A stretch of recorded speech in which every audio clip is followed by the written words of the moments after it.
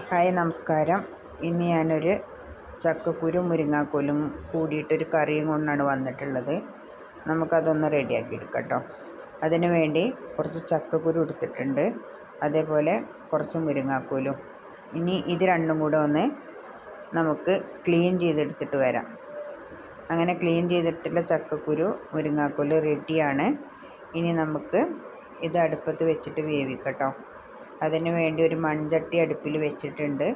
ഇനി നമുക്ക് കുറച്ച് വെള്ളം ഒഴിച്ചു കൊടുക്കാം. അതിനുശേഷം ചക്കക്കുരു, മഞ്ഞൾപ്പൊടി, ഒരു 4-5 പച്ചമുളക് കീറിയിട്ട് ഇട്ട് കൊടുത്തിട്ടുണ്ട്. ഇനി കുറച്ച് ഉപ്പ് കൂടെ ഇട്ട് കൊടുക്കാം കേട്ടോ. അതിനുശേഷം നമുക്ക് ഇത് മൂടി വെച്ചിട്ട് വേവിച്ചെടുക്കാം. ചക്കക്കുരു കുറച്ച് വേവട്ടെ. അപ്പം അതിന് നമുക്കൊരു അരപ്പ് റെഡിയാക്കി എടുക്കാം. അതിന് വേണ്ടി ഒരു അരമുറി തേങ്ങ, ചെറിയ ഉള്ളി, 1/4 ടീസ്പൂൺ ജീരകം എടുത്തിട്ടുണ്ട്. നമുക്കിതൊന്ന് അരച്ചെടുക്കാം. തുറന്ന് നോക്കുമ്പോൾ നമ്മുടെ ചക്കക്കുരു ഏകദേശം വേവായിട്ടുണ്ട്. ഒരു 1/4 വേവാവണ വരെ നമുക്കൊന്ന് വേവിച്ചെടുക്കാം.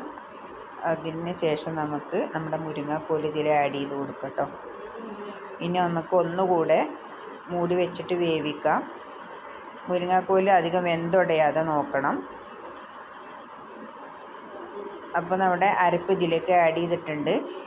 അതിന് ശേഷം നമുക്കൊന്ന് ഇളക്കി കൊടുത്തതിന് ശേഷം നമ്മുടെ തൈര് കൂടെ ആഡ് ചെയ്ത് കൊടുക്കുക. തൈര് ആഡ് ചെയ്തതിന് ശേഷം നമുക്കത് പെട്ടെന്ന് അടുപ്പിൽ നിന്ന് എടുത്ത് വെക്കണം കേട്ടോ, അല്ലെങ്കിൽ അത് പിരിഞ്ഞു പോവും. അങ്ങനെ നമ്മുടെ കറി റെഡിയാണ്. ഇനി ഇതിലേക്ക് നമുക്ക് അരപ്പ് റെഡിയാക്കി എടുക്കാം. അതിന് ചെറിയ ഉള്ളി, കടുക്, കറിവേപ്പില, വറ്റൽമുളക് ഇട്ടിട്ടുണ്ട്. അതിൻ്റെ മുകളിലേക്ക് ഇത് ഇട്ട് കൊടുത്തു. നമ്മുടെ കറി റെഡിയാണ്. ഒന്ന് മിക്സ് ചെയ്ത് കൊടുക്കാം. നല്ല ടേസ്റ്റാണ് കേട്ടോ. ഒന്ന് ഉണ്ടാക്കി നോക്കൂ. ഇനി ഇതിൻ്റെ ഒന്ന് മൂടി വെക്കാം. ഇതിൻ്റെ മണമെല്ലാം അതിലേക്ക് ഇറങ്ങാൻ വേണ്ടിയിട്ടാണ്. അങ്ങനെ നമ്മുടെ അടിപൊളി കറി റെഡിയാണ്. സബ്സ്ക്രൈബ് ചെയ്യൂ, ലൈക്ക് ചെയ്യൂ, ഷെയർ ചെയ്യൂ. ഓക്കെ.